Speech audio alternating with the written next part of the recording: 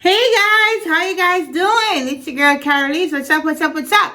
So today we're going to continue on answering difficult business analyst interview questions. Yes, this is part 4.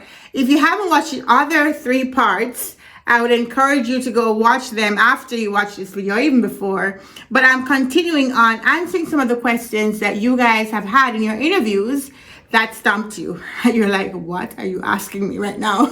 Right? So I'm going to take it and break it down for you so you can have the practice. So as you go out into your interviews, you kind of have the thinking, and hopefully you'll be able to answer some of these questions should they arise again.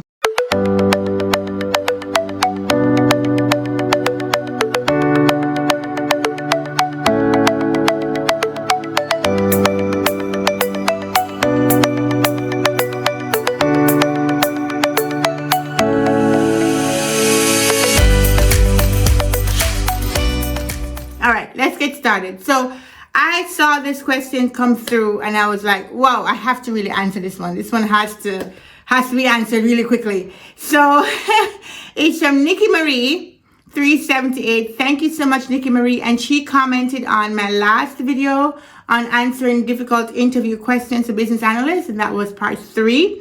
So she says, I was recently asked a question about eliminating waste. I've been a tech BA for 3 years and that has never come up. They asked how I would handle if there were a button on a program that call center agents could no longer use, but we weren't allowed to remove the button. Apparently I answered it wrong, but the whole interview was terrible. Oh no, Nikki Marie.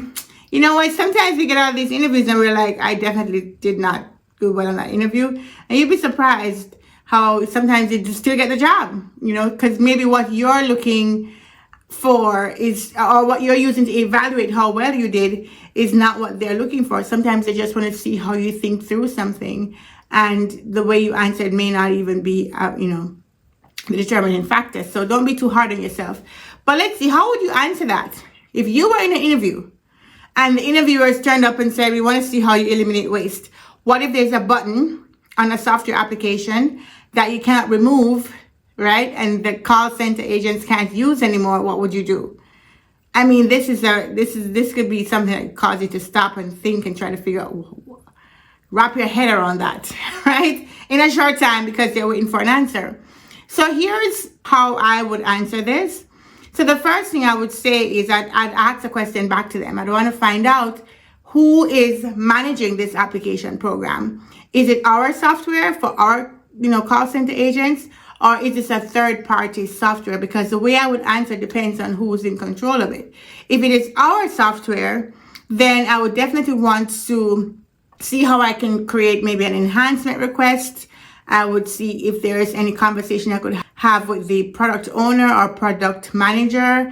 I would really make a case for what this button, why this button should really not be there, if it's redundant, if it's not necessary. Now, they already told you that they can't remove it, but I wouldn't take that as a final decision, because as an analyst, the business analyst in particular, a functional business analyst, I would want to see if there's any other workarounds. Have we thought through all the possible answers? How did we arrive at the conclusion that we can't remove it? And the idea of not being able to do something with code, that's very, very, it requires more thinking, right? It has to be that maybe the effort to remove it is not warranted because it's so much effort. Maybe it has some implication to some API calls that we're using. Like, what is it that is causing us to say we can't remove it, right? Because with software programs, you really can do anything. It's just a matter of, do you want to spend the time and energy and effort and money to do it or not? So I would really challenge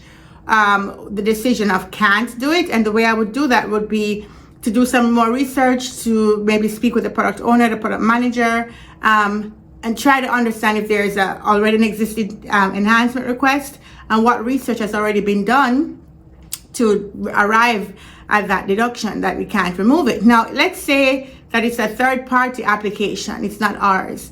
Then in that case, I would definitely be creating support tickets or see what support tickets have already been created I would inquire about if this item is on the roadmap to remove the button, how soon they think this can be done, what is the reason behind not being able to remove it, is there a workaround that they have in place. I would be investigating all of those options, because having a redundant button is not a good idea, right? One, it doesn't have a good user experience when there are things on your screen that you're not supposed to click on because they no longer work, right? It just makes the application seem buggy.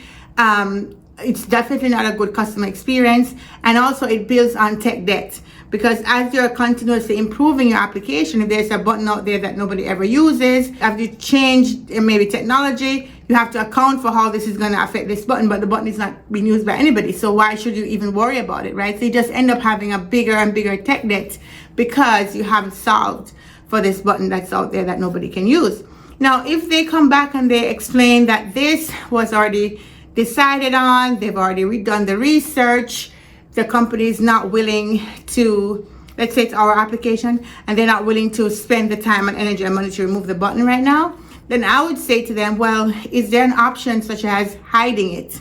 Can we hide it? Can we put it behind a feature flag where if this feature is turned on, then you see the button. If not, then you don't see the button. So maybe that could be something. Or hide it altogether. Can we put the button around some access control where only if you have a certain access right there you can see it? Or maybe you give it to a group that never logs in so nobody will ever see it. Like, how can we find a way to obfuscate this button because it's not needed anymore? Maybe it's needed for somebody else, but it's not needed for call center agents. So maybe if you're a call center agent, we could put the permissions around the button to make it be hidden for you. Or the very, very last case scenario would be train. So you can always rally back or fall back on training your employees to say, okay, just don't click on this button. Whenever you see it, ignore it, right? And that's always something you could do. But the truth is, when you have something out there that doesn't work, that shouldn't be there, then you open yourself up to human error, where they just click on things. I don't know if there's an action that happens when you click on it, maybe some trigger, something else, and it's just creating a lot of errors and not a good experience. So I would explore those answers if I was given this question. And of course, if it's related to removing waste, then having an extra button that has no purpose is definitely wasteful, right? You don't want to put things on the screen that the user can never use.